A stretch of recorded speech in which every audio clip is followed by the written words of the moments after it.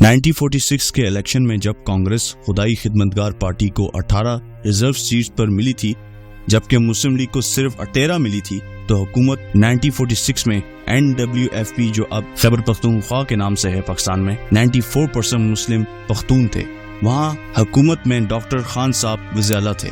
جب تقسیم ہند کا اعلان ہوا اور یہ فیصلہ ہو گیا کہ ہندوستان کی تقسیم ہوگی، ہمارے ہاں عام خیال ہے کہ ڈاکٹر خان صاحب بھارت میں شامل ہونا چاہتے تھے، جنہوں نے ریفرینڈم کی سجیشن دی۔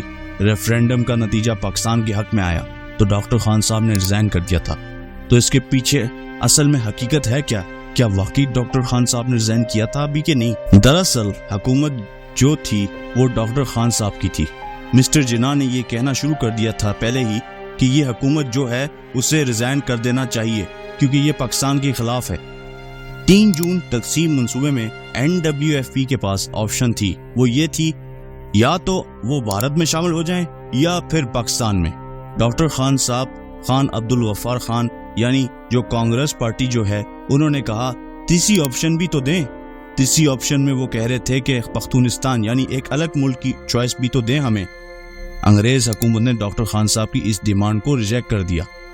کہا جاتا ہے کہ ریفرینڈم جناح صاحب نے اس کی تجویز دی تھی اور انگریزوں نے یہ تجویز مان لی اور کہا کہ ہم ریفرینڈم کروا لیتے ہیں، لیکن ریفرینڈم میں چوائس یہی دی گئی تھی کہ یا آپ بھارت کے ساتھ یا پھر پاکستان کے ساتھ۔ اس لیے کانگریس حکومت نے اس کا بائیکاٹ کیا۔ 50.1% ووٹ پاکستان کے حق میں ہوئے جو بہت ہی ویری نیرو ووٹ تھے۔ سر جارج کننگھم کی کتاب کے بارے میں لکھا ہے کہ انگریز بھی یہی چاہتے تھے کہ NWFP کی حکومت ختم کر دی جائے کیونکہ جو پاکستان بن رہا ہے اپنی پسند سے یہ حکومت بنائے، لیکن جب یہ سب برٹش حکومت کے پاس گئی تجویز تو انہوں نے یہ کہہ کر رد کر دی کہ NWFP کی حکومت باقاعدہ الیکشن جیت کر آئی ہے، یہ ممکن نہیں ہے اور وہاں کے حالات بھی نارمل اور بالکل ٹھیک ہیں۔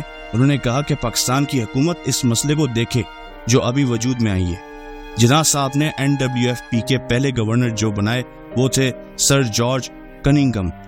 وہ پہلے بھی گورنر NWFP کے رہ چکے تھے اور وہ ریٹائر ہوئے 1946 میں۔ یہ بھی پرو مسلم لیگ تھے اور کانگریس کے مخالف تھے، لیکن ان کی جو تربیت اور ٹریننگ تھی وہ قانون کے مطابق ہی کرنے کی تھی۔ تو جناح صاحب نے 11 اگست کو ابھی پاکستان بنا بھی نہیں تھا تب سے ہی یہ کہنا شروع کر دیا کہ ہمیں NWFP کی ڈاکٹر صاحب کی حکومت نہیں چاہیے، یعنی حکومت گرا دو۔ جب سر جارج کننگھم پاکستان آئے اور ڈاکٹر خان صاحب سے ملے تو وہ کہتے ہیں کہ پاکستان آنے سے پہلے مسٹر جناح نے کہا تھا ان کو کہ گورنر بنتے ہی آپ نے ڈاکٹر خان صاحب کی حکومت گرا دینی ہے۔ سر جارج کننگھم نے جناح کی اس تجویز پر حیرانی کا اظہار کیا کہ نہ کوئی وہاں فساد ہے اور وہ اکثریت میں بھی ہیں، آخر ہم یہ حکومت ایسے کیسے گرا سکتے ہیں؟ تو ڈاکٹر خان صاحب نے سر جارج کننگھم کو کہا کہ ہم پاکستان اب بن گیا ہے، ہم اس کے خلاف نہیں ہیں، تو ہم نے پختونستان الگ ملک کی مانگ بھی چھوڑ دی ہے، ہم اچھے تعلقات چاہتے ہیں پاکستان کے ساتھ۔ مگر جناح نے ایک نہیں سنی اور حکومت کو گرا کر ہی دم لیا۔ 22 اگست کو یہ حکم جاری ہوا اور 23 اگست کو سر جارج کننگھم گورنر نے گورنر جنرل جناح کے کہنے پر NWFP کی حکومت ختم کر دی۔ اس سے پہلے جناح کے پاس بھی اختیارات نہیں تھے۔ 1935 کے ایکٹ کے مطابق جو ایک صوبائی حکومت پاکستان کے لیے بنی تھی کہ وہ گورنر جنرل ہوتے ہوئے ایک الیکٹڈ حکومت کو ختم کر دیں، یہ اختیار موجود نہیں تھا۔ تو جناح صاحب نے وائس رائے کو فورس کیا کہ 1935 ایکٹ کو ترمیم کر کے گورنر جنرل پاکستان مسٹر جناح کو لامحدود اختیارات دے دیں، وہ اختیارات جو وائس رائے آف انڈیا کے پاس بھی نہ تھے کبھی، کہ وہ آئین کے بالکل مخالف کسی حکومت کو ختم کر دیں۔ 93 آرٹیکل گورنر رول لگانے کا یہ مقصد تھا کہ اگر لا اینڈ آرڈر کے حالات برے ہوں اور جو اسمبلی میں حکومت ہے وہاں اس کے پاس اکثریت نہ رہے، دونوں یہ حالات نہ تھے، مطلب یہ دونوں حالات وہاں موجود نہیں تھے، اس کے باوجود بھی حکومت گرا دی گئی۔ لیکن جناح صاحب نے یہ لامحدود اختیارات لے کر اپنے ہاتھوں اور اس کے ذریعے گورنر سر جارج کننگھم کو حکم دیا کہ وہ اس حکومت کو ختم کر دیں۔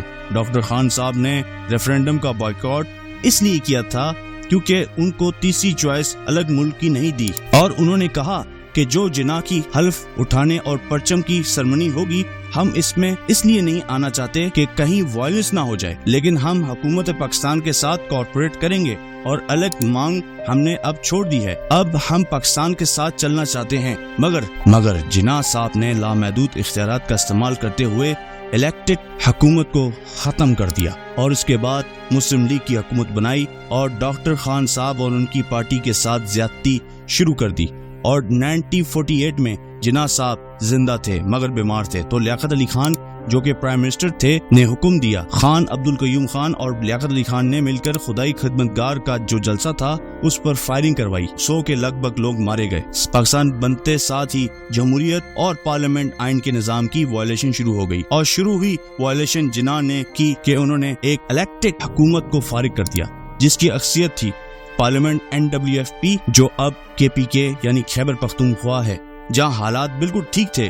جب مسلم لیگ کی حکومت آئی تب حالات خراب ہو گئے۔ تو جناب اعلیٰ یہ سب کچھ میں نے جس ویڈیو سے جن کو سن کے میں نے یہ نالج حاصل کی وہ اشتیاق احمد صاحب ہیں، آپ غالباً ان کو جانتے ہوں گے، اللہ ان کا بھلا کرے کہ انہوں نے حقائق اور سچ سامنے لایا۔ آپ نے شاید ان کو سنا بھی ہوگا اس ویڈیو کو، لیکن میں نے بھی اس ذریعے سے ان کا موقف بھی اپنی ویڈیو کے تھرو بھی پیش کر دیا، تو تاکہ اور لوگوں تک اگر یہ سچ اور حق نہیں پہنچا تو وہ بھی جان لیں کہ کیسے جناح صاحب نے اقتدار میں آتے ہی بلکہ اس کے آنے سے پہلے ہی لوگوں کے مینڈیٹ کو تسلیم کرنے سے انکار کر دیا اور کہا کہ ختم کرو۔ اور جو میری ویڈیو کا عنوان ہے جو تھمبنیل ٹائٹل میں ہے، میں نے اسی وجہ سے دیا ہے کہ کہیں جناح صاحب کی سوچ آمریت پسندانہ تو نہیں تھی، کہیں وہ ڈکٹیٹر تو نہیں تھے، کہیں who knows، کیونکہ ان کے ایکشن تو یہی بتا رہے ہیں انفارچونیٹلی۔ باقی یہ کہ انہوں نے ہی یہ غلط روایت ڈالی، اسی وجہ سے میرے خیال سے بھی، اور اشتیاق صاحب بھی یہی کہہ رہے تھے اور میرے خیال سے بھی، کہ اس ملک میں بدقسمتی سے کبھی بھی کوئی صحیح جمہوریت اور جو لنگڑی لوڑی بھی آئی وہ بھی کوئی بھی نہیں چل سکی۔